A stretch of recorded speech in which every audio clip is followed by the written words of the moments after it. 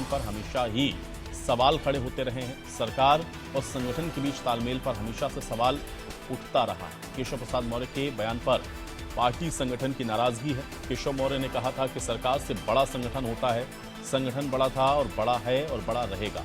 पिछले समय से कई बार इस तरह के बयान वो दे चुके हैं। लगातार 2 चुनाव हालांकि केशव प्रसाद मौर्य हारे हैं। 24 में लोकसभा चुनाव में भी अपने क्षेत्र में वो हारे, उसके बाद भी केशव प्रसाद मौर्य की यह बयानबाजी लगातार जारी है। केशव प्रसाद मौर्य के बयानबाजी से प्रधानमंत्री तक नाराज है। जेपी नड्डा को निर्देश दिया गया है कि इस मामले को तत्काल सॉर्ट आउट किया जाए। तो संगठन सरकार से बड़ा होता है, बड़ा था और बड़ा रहेगा, इस बात को केशव प्रसाद मौर्य ने जो प्रदेश कार्य समिति की बैठक हुई वहां पर कहा। हालांकि बार बार आप देख रहे हैं कि सरकार और संगठन के बीच में केशव प्रसाद के जो मौर्य के जो बयान हैं वो लगातार असहज स्थिति पैदा करते हैं और एक बार फिर से उनके इस तरह की बयानबाजी को लेकर के अब बताया जा रहा है कि केंद्रीय नेतृत्व भी इससे नाराज है, प्रधानमंत्री की भी इस पर नाराजगी है और इसलिए जेपी नड्डा को इस पूरे मामले को सॉर्ट आउट करने के लिए कहा गया है और आज दिल्ली तलब कर लिए गए हैं। अब देखना यह है कि आज जेपी नड्डा के साथ जो मुलाकात होती है उसमें केशव प्रसाद मौर्य को क्या निर्देशित किया जाता है, क्योंकि कई बार वो इसी तरह की बयानबाजियां देते आए हैं और ये कोई पहली बार नहीं है जब इस तरह से उन्होंने कोई बयान दिया हो जिसमें अपनी ही सरकार को कटघरे में खड़ा किया हो। तो लगातार आप देख रहे हैं कि केशव प्रसाद मौर्य की इस तरह की बयानबाजियां पार्टी के स्तर पर बड़ी असहज स्थिति को पैदा कर रही हैं और अब एक बार फिर से जो प्रदेश कार्य समिति की बैठक हुई उसमें केशव प्रसाद मौर्य के जो बयान है वो अब चर्चा का विषय बन गए। इसको लेकर के तरह तरह की चर्चाएं प्रदेश के अंदर राजनीतिक तौर पर और अब दिल्ली तलब किए गए हैं। थोड़ी देर के बाद जेपी नड्डा के साथ उनकी मुलाकात होनी है। अब देखना यह है कि आज इस मुलाकात में क्या कुछ निकलकर सामने आता है, लेकिन नाराजगी है, पार्टी संगठन भी नाराज हुआ है, इससे केंद्रीय नेतृत्व की भी नाराजगी है और अब इसलिए केशव प्रसाद मौर्य दिल्ली तलब कर लिए गए हैं। देखना यह है कि यहाँ पर क्या कुछ आज केशव प्रसाद मौर्य को कहा जाता है, क्योंकि अब जेपी नड्डा को यह जिम्मेदारी दी गई है कि इस पूरे मामले को किसी भी तरह से सॉर्ट आउट करें और ये निर्देशित करें कि केशव प्रसाद मौर्य इस तरह की बयानबाजी को ना करें, क्योंकि अपनी ही सरकार पर एक तरह से जो प्रश्नवाचक चिन्ह है वो खड़ा करते हैं। तो इस वक्त ये सबसे बड़ी जानकारी है, यूपी की सियासत से जुड़ी हुई इस वक्त ये बड़ी खबर है। केशव प्रसाद मौर्य के बयान पर पार्टी संगठन की नाराजगी है, दिल्ली तलब किए गए हैं, मुलाकात होनी है अब से थोड़ी देर के बाद केशव प्रसाद मौर्य की जेपी नड्डा के साथ।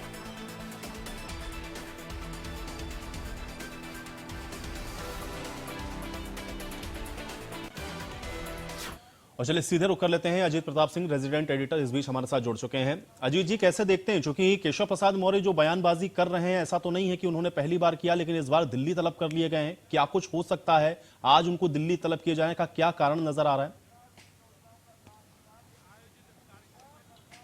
देखिए, सबसे पहले तो अपडेट कर दें इंडिया न्यूज के दर्शकों को कि केशव प्रसाद मौर्य जेपी नड्डा के घर पहुंच चुके हैं और उनकी बंद कमरे में मीटिंग हो रही है।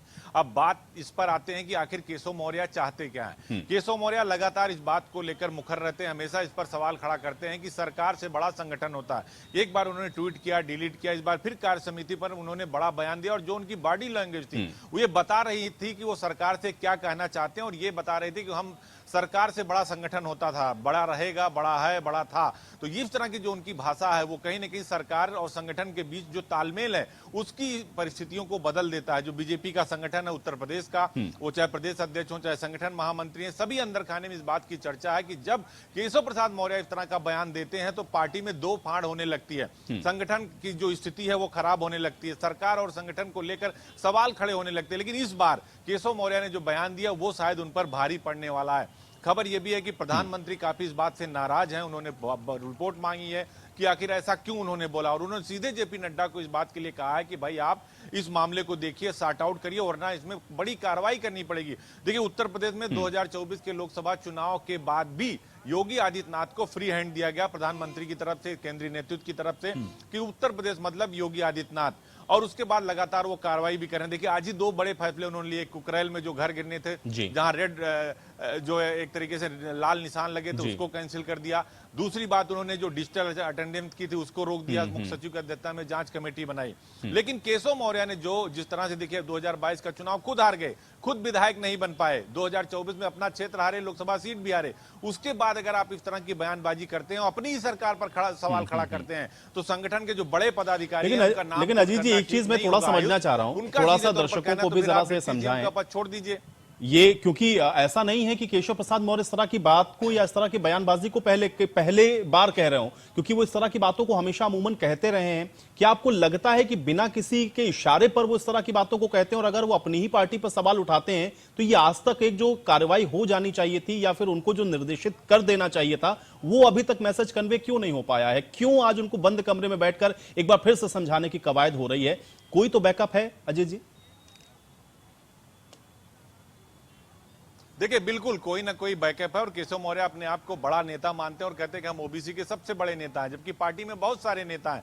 और इस तरह हमेशा योगी आदित्यनाथ को लेकर, उत्तर प्रदेश के मुख्यमंत्री को लेकर वो अंदर खाने में भी और बाहर भी मुखर रहते हैं। लेकिन इस बार शायद उन्होंने बड़ी गलती कर दी, शायद ये मामला प्रधानमंत्री तक पहुंच गया। अभी तक 2 बार उन्होंने बोला तो संगठन और सरकार के बीच ही रह गया, आपस में ही बातचीत होकर खत्म हो गया। इसके पहले जब वो लोक निर्माण विभाग में थे तो इसीलिए जो काफी तल्खी बढ़ी तो उनको ग्राम विकास विभाग दिया गया।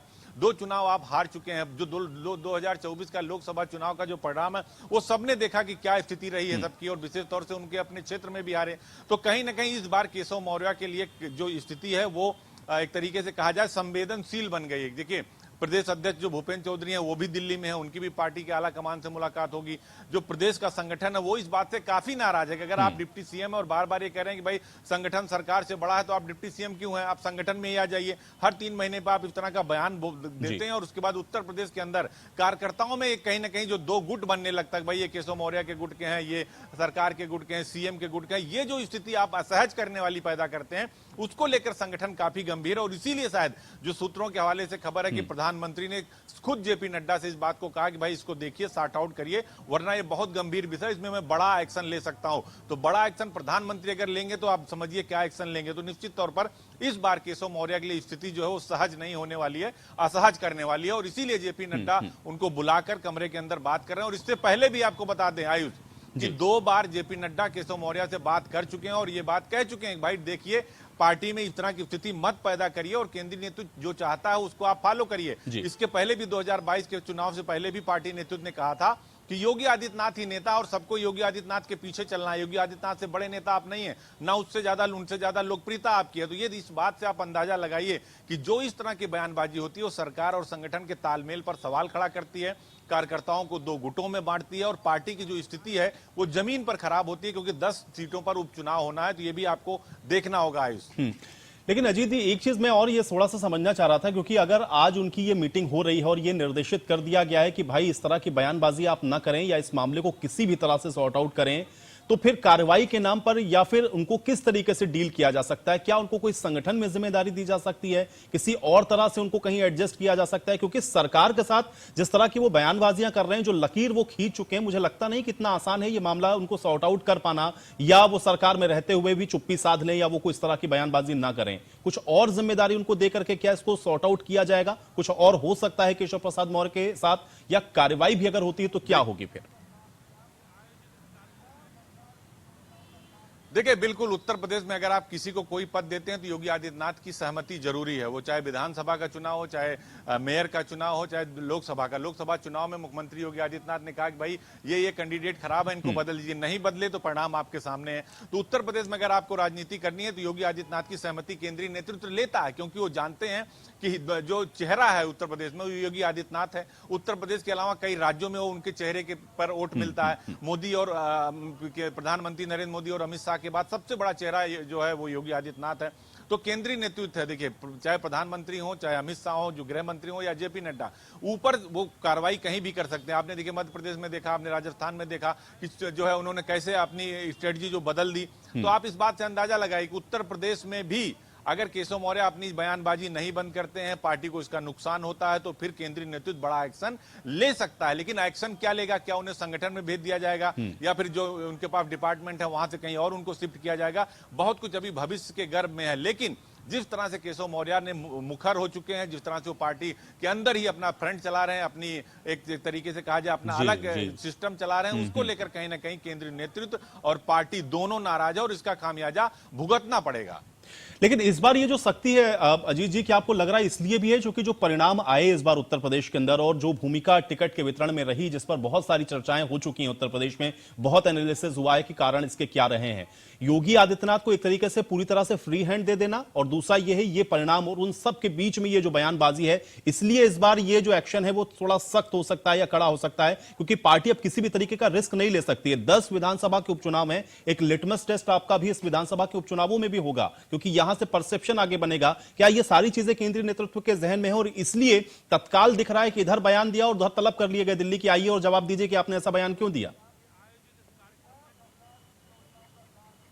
देखिए, बिल्कुल केंद्रीय नेतृत्व पार्टी काफी गंभीर है। 10 सीटों पर उपचुनाव होना है विधानसभा की, और उसमें कई सारी सीटें महत्वपूर्ण है, उसको जीतना होगा। और जीतने के लिए क्या होगा? संगठन यूनाइटेड हो, सरकार और संगठन में तालमेल अच्छा हो, सभी लोग एक साथ मिलजुल कर काम करें, कोई ऐसी स्थिति ना उत्पन्न हो जिससे सरकार और संगठन के बीच मतभेद पैदा हो जाए, कार्यकर्ताओं में मतभेद पैदा हो जाए, तो आपको भीतरघात का सामना करना पड़ेगा, जो आपने लोकसभा चुनाव में किया। तो पार्टी इसको लेकर बहुत गंभीर है, इसीलिए हमेशा बयान देते रहे केशव प्रसाद मौर्य, कभी तलब नहीं किया जाता था। इस बार उन्हें तलब किया गया है, बाकायदा उन्हें तलब किया गया और उन्हें बताया गया, और इस बार उन्हें समझाया नहीं जाएगा। इस बार पार्टी नेतृत्व की तरफ से जो प्रधानमंत्री का संदेश है वो उन्हें बताया जाएगा कि देखिए भाई, आपके सामने ये 3 चीजें और आप देख लीजिए आपको क्या करना है। वो 3 चीजें क्या है, जब बाहर निकल कर आएंगे या जेपी नड्डा की तरफ से कुछ कहा जाएगा, फिर केशव प्रसाद मौर्य की तरफ से, तभी पता चलेगा। लेकिन फिलहाल इस बार उनका कार्य समिति में यह बयान देना कि पार्टी से सरकार से बड़ा संगठन था, है और रहेगा, और जो उनकी बॉडी लैंग्वेज थी उसको लेकर बखेड़ा खड़ा हो गया सरकार और संगठन में और कार्यकर्ताओं में।